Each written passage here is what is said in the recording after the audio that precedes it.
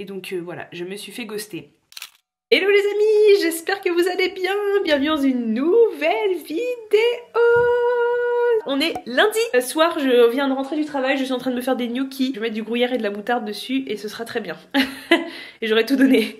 Je serai au max de mes capacités. J'ai plein de trucs à vous raconter les amis, il faut que je vous fasse des updates. Du coup on est lundi, ce matin j'ai été courir et hier j'ai fait les 10 km du 14e. Je suis trop contente de mon temps. Alors le parcours était facile entre guillemets parce que quand même ça montait pas. Ça descendait pas mal et je crois que des petites côtes mais on les sentait pas trop. Donc le parcours s'y prêtait bien mais j'ai fait un bon temps. J'ai fait 45 minutes 30, ça fait 4 minutes 33 au kilomètre. C'est quand même une minute de plus que mon meilleur temps mais je suis trop contente parce qu'en fait quand j'ai fait mon meilleur temps qui date de septembre 2023, je sais pas ce qui s'est passé mais vraiment toutes les planètes se sont alignées et j'ai vraiment cru que j'allais tomber dans les pommes à la ligne d'arrivée. Je me suis demandé mais par quelle sorcellerie j'ai réussi à courir assez vite. En fait je sais, c'est parce que je m'étais fait pacer, on appelle ça en course, par une dame. Il y a une dame de 40 ans au kilomètre 3, j'ai essayé de la suivre et elle s'en est rendue compte et elle ne m'a pas lâché alors qu'elle courait plus vite que moi et genre vraiment elle m'encourageait, elle me disait allez vas-y Laura, tu lâches pas, on est ensemble et tout. Bon à la fin elle m'a un peu tracé quand même parce qu'elle courait plus vite que moi mais vraiment genre cette dame était incroyable, elle m'a pas lâché, elle m'a encouragé toute la course. Il faisait une chaleur de malade ce jour-là, j'avais fait une bête de course grâce à cette dame qui m'avait pas lâché. Je crois que j'avais fait 44 minutes 30 sur 10 km, c'est quand même vraiment pas mal. Et depuis j'étais persuadée que je n'arriverais pas à retoucher à ce temps. Je me suis dit mais c'est une erreur de mon chrono, je n'ai pas pu courir aussi vite et en fait là j'étais pas loin et il faisait super froid donc je suis grave contente parce qu'il faisait vraiment très froid. J'étais couverte mais du coup pendant la course j'avais chaud, trop contente de mon temps, genre d'être à une minute de mon meilleur temps, ça m'a ravie. Je suis courbaturée mais heureuse.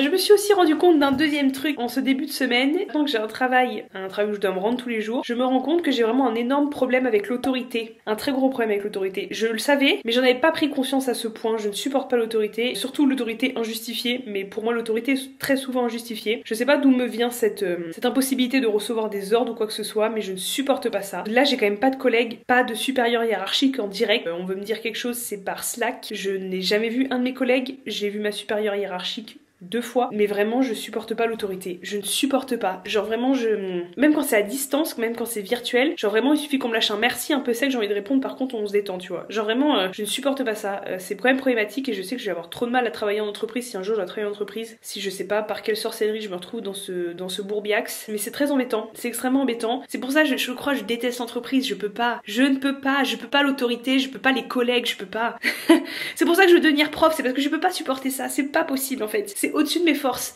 Genre vraiment, et pourtant il y a aucune responsabilité, c'est le meilleur job du monde pour préparer un concours ou faire un projet à côté. Vraiment c'est incroyable, des conditions de travail super, vraiment. Et genre vraiment je me dis que je pourrais vraiment pas être dans une entreprise avec une hiérarchie, avec des collègues en réel. Bref, je serai jamais une corporate girl. Là vraiment vous me verrez jamais en mode je vais au bureau, trop bien la vie, à la défense ou dans le premier arrondissement. Ça jamais. La corporate girl, la corporate life, il faut oublier. C'est die. Il faut se résoudre soit à devenir prof, soit à travailler à son compte, mais l'entreprise il faut oublier. J'avoue que les gars, je me pose des questions très existentielles sur l'amour. En ce moment vraiment j'ai vraiment des questions existentielles auxquelles je n'ai aucune réponse sur l'amour. Ça a toujours été. Mais là d'autant plus en ce moment, ça me trigger pas mal. Mais genre vraiment des questions des vraies questions qui me bouffent un peu de l'intérieur et auxquelles je n'ai aucune réponse. De toute manière la plupart des questions je ne trouve jamais de réponse. Je suis quelqu'un avec très peu de certitude dans la vie, qui est un peu embêtant des fois. Ce qui est une richesse et qui est un peu embêtant. Je me pose des questions sur le comportement que je dois adopter dans mes relations amoureuses. Enfin relation amoureuse c'est un grand mot. Je sais pas quelle attitude adopter. J'hésite en fait entre ma vraie personnalité et qui est vraiment je suis pas une fille qui réfléchit beaucoup sur la manière de se comporter, je suis quelqu'un de très spontané, voire impulsif. Des fois, j'ai envie de te parler, je vais te parler, je vais pas réfléchir à ça fait combien de temps que tu m'as répondu, etc. Le mec m'a fait une remarque au premier date, il m'a dit tu réponds très vite par message, alors que j'avais fait exprès de pas répondre trop vite. Genre vraiment dans ma tête je lui dis bon vas-y allez Laura, tu doses, t'arrêtes, tu réponds pas trop vite. Et il m'a dit ah, tu réponds vraiment très vite, j'ai jamais vu quelqu'un qui répondait aussi vite, j'étais en mode est-ce qu'il se moque de moi? Que tu comprends tous les efforts que j'ai fait pour avoir l'air un petit peu désirée et non acquise.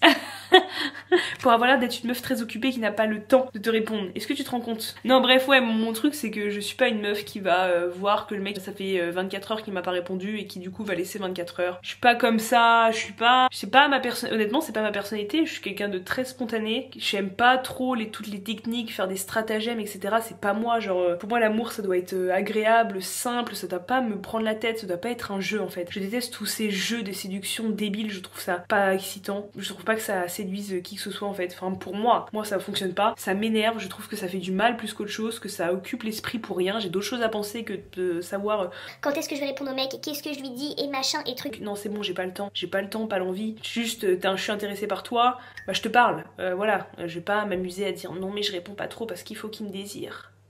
Ça me gave, mais en même temps, je crois que est-ce qu'il faut pas que j'adopte cette attitude? Est-ce que l'échec de mes anciennes relations a pas été lié au fait que j'étais acquise?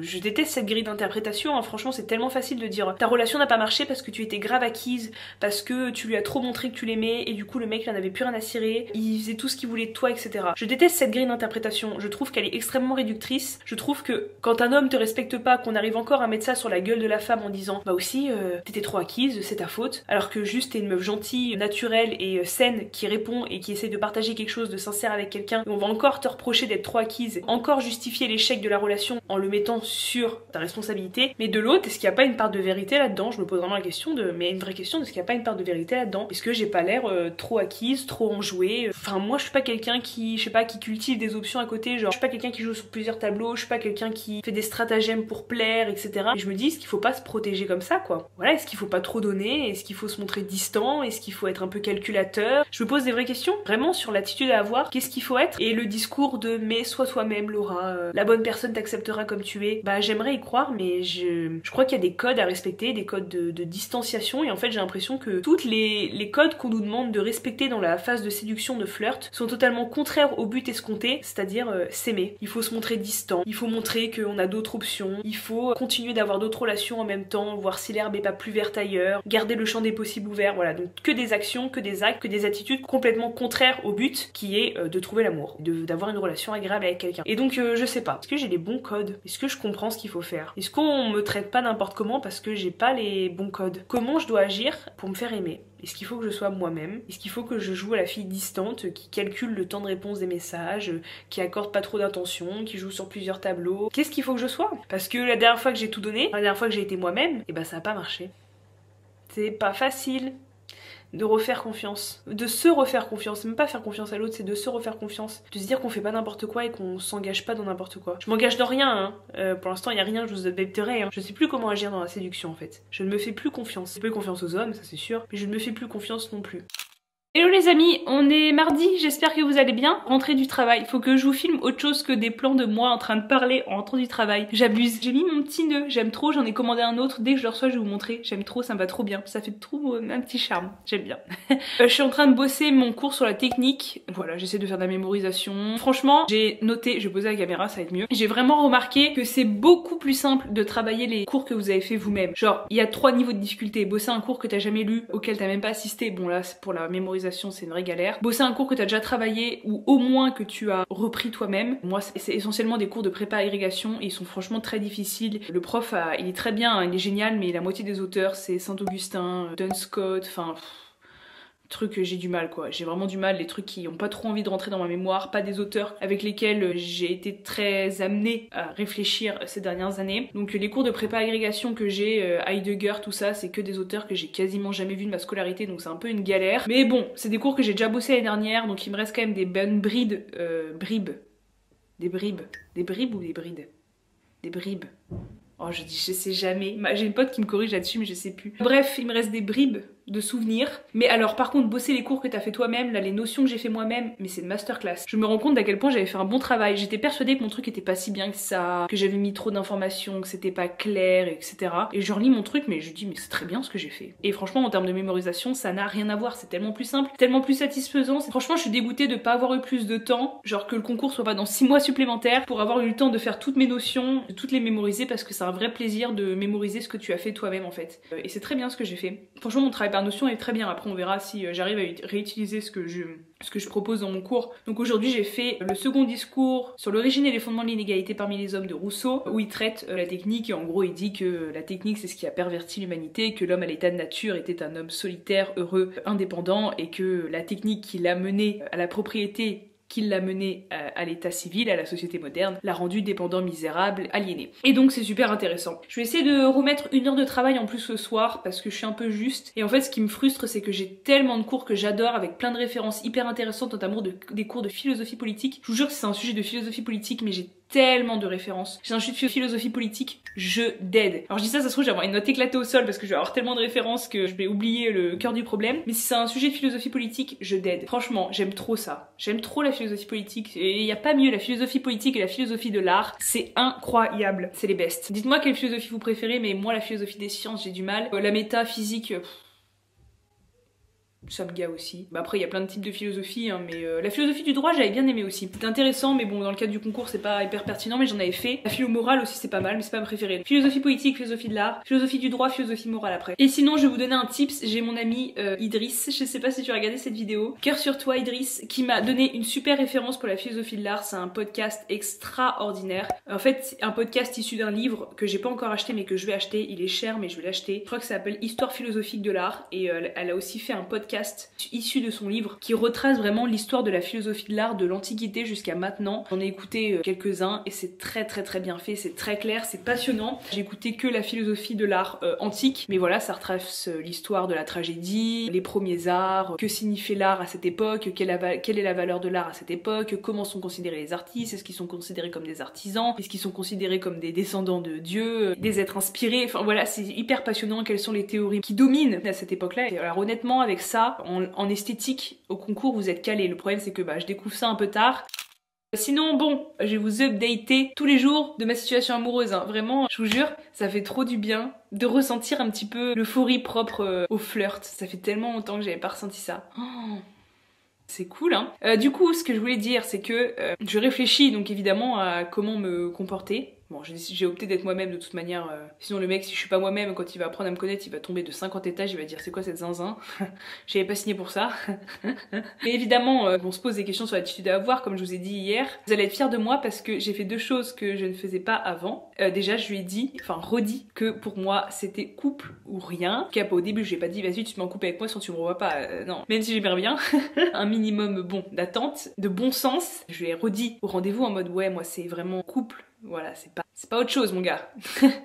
Carte sur table, on met les choses au clair. Et je lui ai refait des vocaux ce week-end parce que je voulais vraiment être sûre. En fait, je lui ai dit clairement, et je pense que c'est la chose à faire. En tout cas, quand vous savez ce que vous voulez. Et je pense que même si vous savez pas ce que vous voulez, c'est peut-être mieux de procéder comme ça et de le dire très rapidement. Écoute, moi c'est couple ou rien. Si tu n'as pas envie d'être en couple, ce n'est pas la peine de me fréquenter, ce n'est pas la peine d'apprendre à me connaître. Donc je suis contente parce que j'ai dit ce que je voulais. Alors avant c'est pas que je disais pas, c'est que je savais pas trop et quand je savais c'était trop tard parce qu'en fait je pense sincèrement, j'ai pas envie d'être sexiste ou d'être dans des clichés etc mais je pense que quand t'as commencé à fréquenter un homme assez régulièrement sous une forme qui n'est pas le couple, après pour se mettre en couple avec, bon courage. Parce que si l'homme a commencé une relation avec toi sans être en couple avec toi, je pense qu'il va vouloir garder le beurre et l'argent du beurre et qu'il voudra pas s'engager. Après peut-être que c'est juste propre à mes expériences et que je suis tombée sur les petits filous qui font ce genre de choses mais et que les autres sont différents, hein, allez savoir.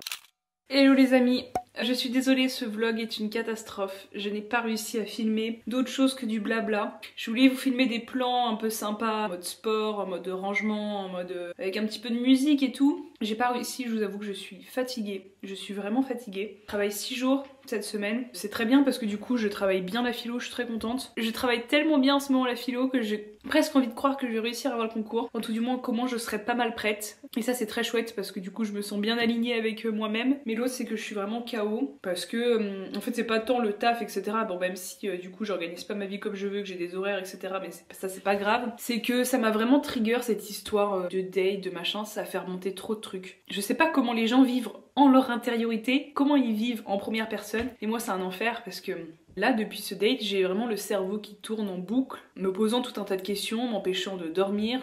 Quand je dors en panique, je me réveille en saignant du nez. Enfin c'est délirant. C'est délirant, genre vraiment, genre c'était juste un date. Je me retrouve avec un tourbillon de pensées un peu paralysantes et surtout avec un lot de remises en question. C'est trop, et vous allez dire mais la meuf elle en fait trop. Bah ouais, mais mais j'aimerais que ça soit autrement honnêtement parce que c'est fatigant. Mon portable m'a lâché hormis ça, je suis deg. Ouais, je peux plus poster de story ni de reels, j'ai la partie là de l'écran, partie gauche, je confonds ma gauche et ma droite, qui ne fonctionne plus, donc je vais le renvoyer à Back Market en espérant que j'ai de la chance. Normalement j'ai encore une garantie dessus, voilà, parce que sinon j'ai trop le seum de devoir me racheter un téléphone. Là franchement ça me foutrait le seum sachant que j'ai acheté en juillet, donc ça fait 6 mois. Mais ouais, je suis très perturbée cette semaine, honnêtement je pensais pas à ce point quoi. Et en fait je me suis rendu compte aussi d'à quel point j'avais pris en maturité émotionnelle. Franchement ma dernière relation ça a été KO hein. J'ai souffert mais alors à un point. J'ai aimé aussi Franchement, tous les commentaires qui viennent me dire c'est une chance d'avoir aimé comme ça, c'est formidable, etc. Et ben je suis assez d'accord. Franchement, à 9 mois, je me dis mais quand même j'ai eu de la chance d'aimer comme ça, quoi. Bon, ça a été aussi un fardeau à certains égards, hein, parce que ça m'a fait souffrir, mais vraiment... Mais je me pose des interrogations très profondes sur mon propre rapport à l'amour, sur mon propre rapport à la séduction. Est-ce que les procédés que j'ai toujours utilisés pour séduire ne se sont pas retournés contre moi? Et en fait, si. Je crois que bon, je vais vous expliquer, ce qui me torture un peu l'esprit, c'est que... En fait, je crois que je me suis rendu compte que pour me faire aimer, j'ai donné ce que je pensais qu'on attendait de moi, c'est-à-dire des relations charnelles, très vite, parce que je voulais qu'on m'aime, parce que je voulais qu'on tienne à moi. Et finalement, c'est une posture qui s'est retournée contre moi parce qu'on m'a toujours réduite à ça, en fait.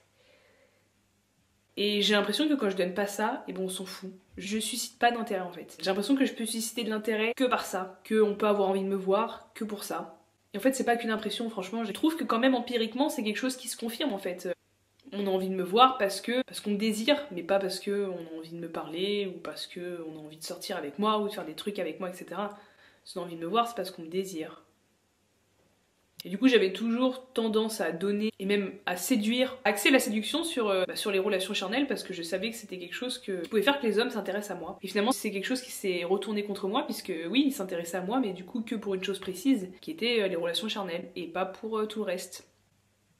Et pour tout le reste ça a jamais intéressé grand monde quoi. En fait je crois que 9 mois c'est rien, je crois que 9 mois c'est pas assez. Je crois que ça fait pas vraiment 9 mois en plus parce que je suis passée vraiment autre chose que qu'en septembre 2023. Avant j'ai attendu. Je crois que 9 mois c'est pas assez pour faire le deuil de quelqu'un qu'on a aimé au point où moi j'ai aimé la personne. C'est plus long. Malheureusement. C'est très très long. C'est un long chemin. Et en même temps je me dis que c'est pas vain. Dans le sens où peut-être que j'aimerais toujours cette personne quoi. Peut-être qu'il n'y a rien à faire, que j'aimerais toujours cette personne et que si j'attends de ne plus l'aimer pour faire quelque chose de ma vie, je vais pas m'en sortir. Ah c'est chiant, j'aimerais vous sortir des vidéos où je vous dis ça y est, j'ai rencontré quelqu'un, la vie va être belle, on va faire des trucs, je suis passée à autre chose, mais...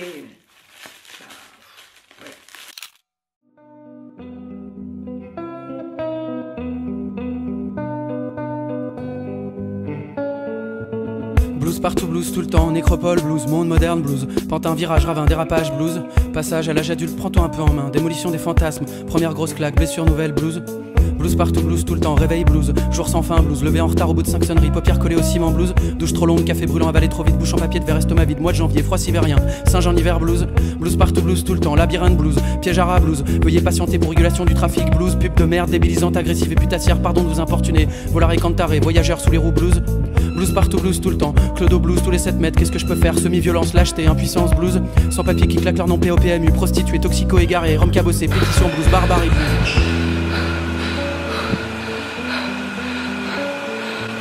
Blues partout, blues tout le temps, soirée chez un pote, de potes, se regarder en chien de faïence, concurrence blues, phrase laconique, statut Facebook, télégraphique, très cool, peur de faire tâche, tenir longtemps avec les filles, performance blues, guerre moderne blues, blues partout, blues tout le temps, séduction, blues, mal à l'aise.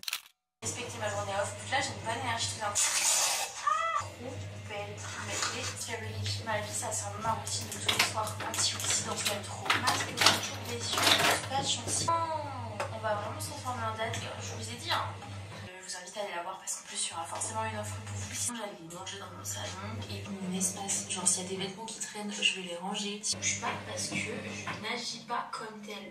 Hello les amis, on est vendredi matin, je me suis fait une petite face.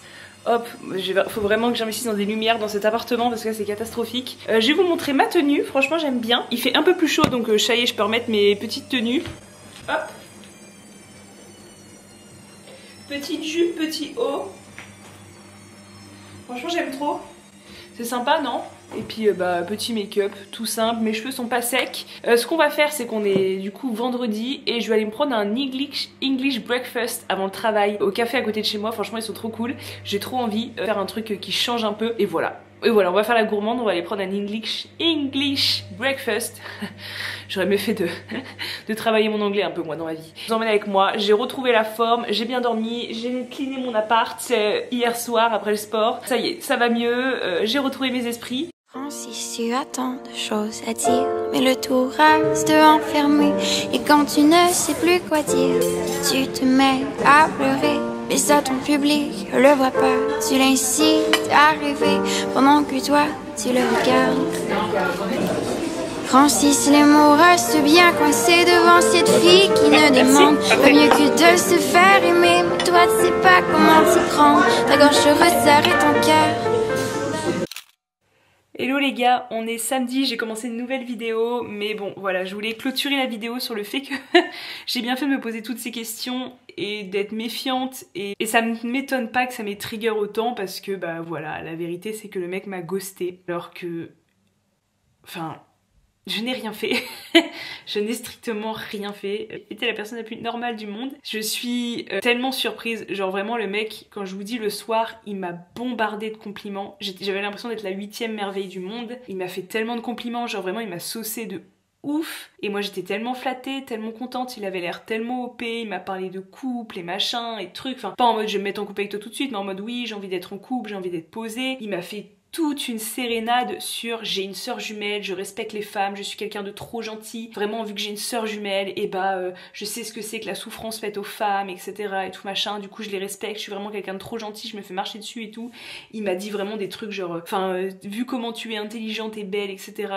et attirante, il faut vraiment que je sorte les moyens pour toi, parce que si c'est pas moi, il y en a 20 autres qui vont attendre derrière. J'étais en mode oh mais non mais n'importe quoi, genre il m'a embrassée au bout de 2 heures en mode j'en avais très envie, il m'a proposé un truc le soir même, donc je me suis dit qu'il était vivement intéressé, et voilà. Voilà, mais voilà pourquoi je préfère être aigrie célibataire. Il m'a ghosté, tout simplement, genre j'ai cassé mon tel, du coup je lui ai envoyé un message genre classique, pas par WhatsApp, en mode bon désolé j'ai cassé mon tel, j'ai pas eu de réponse, je me suis dit bon ça arrive, peut-être qu'il a pas reçu le message, voilà quoi ça arrive. Du coup je lui ai envoyé des vocaux, enfin 2 vocaux aujourd'hui en mode bah écoute si tu veux qu'on se revoie avec plaisir, et puis si tu veux pas tant pis quoi, passe un bon week-end. Le mec ne les a pas ouverts, il ne va pas répondre, et il me répondra dans quelques semaines en mode oh je suis vraiment désolée, je croulais sur le travail, j'étais perdue, j'étais en remise en question. Voilà, donc vous avez le fin mot de l'histoire, je suis deg parce que franchement j'avoue quand il m'a embrassée et tout ça m'avait fait du bien quoi, ça m'avait vraiment fait quelque chose quoi, j'étais contente, j'étais sur un petit nuage pendant 2 jours quoi, ça m'a fait du bien, ça m'a posé beaucoup de questions etc, ça m'a beaucoup interrogée, ça m'a beaucoup trigger et retourné, mais ça m'avait fait du bien, j'étais contente quoi. Et en fait voilà pourquoi j'ai peur des hommes, pourquoi j'ai peur du dating, pourquoi j'ai plus envie de vivre ça, pourquoi ça fait mal, parce qu'en fait tu peux jamais prendre leurs paroles pour véridique ni leur acte en fait. Même quand les mecs qui se montrent les plus intéressés du monde et décidés à me revoir et à apprendre à me connaître etc, tu peux jamais être sûr de la vérité. Je pense que c'est pour ça aussi que j'ai été très trigger, parce que je me doutais bien qu'il y avait une forte possibilité que cette issue soit celle-là, même si bon je m'y attendais pas trop quand même. Je pensais vraiment lui avoir plu. Je suis dégoûtée, ouais. Je suis dégoûtée, parce qu'en fait ça confirme vraiment peur que j'avais quoi. Il y a quelqu'un qui m'a dit à juste titre qu'il fallait faire 10 dates et que sur 10 dates il y en a 9 qui allaient être éclatés au sol avec des mecs qui gossent, des mecs qui font n'importe quoi, et puis le 10e ce sera génial et voilà vous allez passer 6 ou 1 an ou une vie ensemble etc. Mais j'ai pas le temps ni les épaules pour ça quoi, je suis dégoûtée, je me suis fait belle, je lui ai consacré une soirée, le lendemain j'ai été au travail, j'étais fatiguée, j'avais passé une bonne soirée, enfin y a rien de grave, mais voilà ça confirme le fait que bah je suis pas prête pour ça, j'ai pas envie de ça. J'avais envie de rencontrer quelqu'un, de créer des nouveaux souvenirs, mais j'ai pas envie de vivre ça quoi, j'ai pas envie. Quelle envie je vais avoir d'aller en date et de me dire bon bah il est probable que le mec demain il me reparle jamais quoi. Il est probable que le mec lui me reparle jamais, que ce qu'ils me disent là ça n'est pas du tout sincère, que le mec s'invente totalement une vie. En fait je peux même plus croire les hommes quand ils me disent qu'ils sont gentils quoi. Mais bon c'est pas grave, ça me fera une leçon de plus. Du coup désolé hein, je vous ai fait un faux espoir, je m'en suis fait un faux aussi. La vie vu que je continue d'être célibataire, et bah c'est pas plus mal, ça nous fera d'autres anecdotes à raconter sur YouTube. J'espère que vous êtes pas trop déçus, ne soyez pas trop déçus pour moi, tout va bien. Et puis bon voilà, ce sera quelqu'un d'autre. Bon et bah à bientôt dans une prochaine vidéo.